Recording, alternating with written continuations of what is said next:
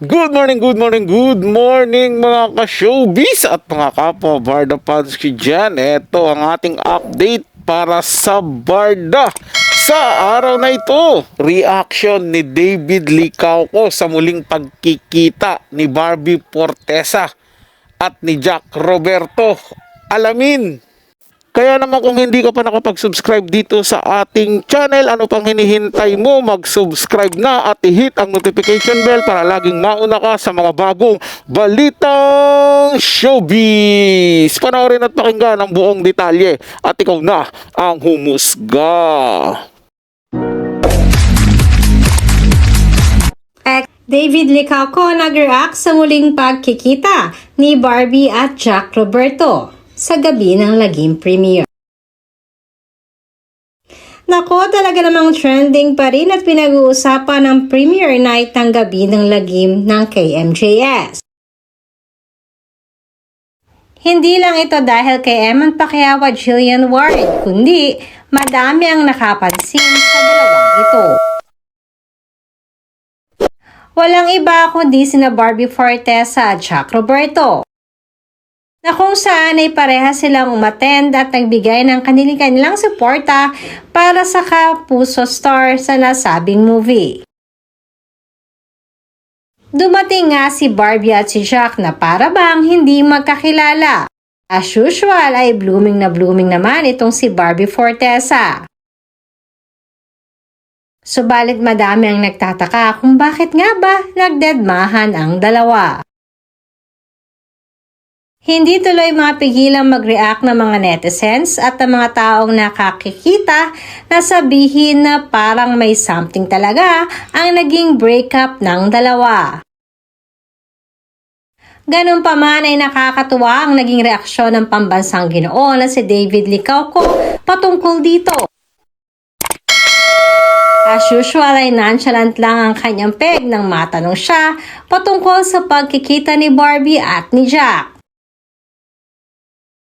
Hindi kasi ito nagbigay ng pahayag patungkol dito.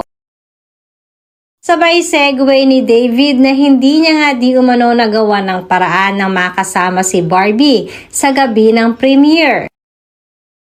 Dahil ayon kay David ay meron na siyang event prior pa sa commitment na ito. Sa totoo lang mga ka-showbiz, wala naman kasi ding paghihiwalay ng relasyon o ng magjowa ng walang malalim na dahilan. Hindi naman pwedeng, tara maghiwalay na tayo, parang hindi tayo okay. 'Di ba? Laging pag may hiwalayan, may malalim na rason talaga 'yan. Bakit sila naghiwalay? Kasi kung mahal nila ang isa't isa at walang ginawa yung parehong panig na ikinasama ng loob ng bawat isa sa kanila, hindi naman sila maghihiwalay. Hindi po ba mga ka-showbiz? Pero kung ako, si David Licauco, tapos magkikita yung ex ko doon sa event, to sa akin, ano lang, okay lang, chill lang, normal lang. Kasi alam ko naman na part ng trabaho yun at hindi naman siguro magkakabalikan o magkakausap naman. Meron lang hi, mga ganun, hello. Pero dahil sa nangyaring isnaban, ngayon na-realize na ng mga tao na may malalim na dahilan nga kung bakit naghiwalay yung dalawa.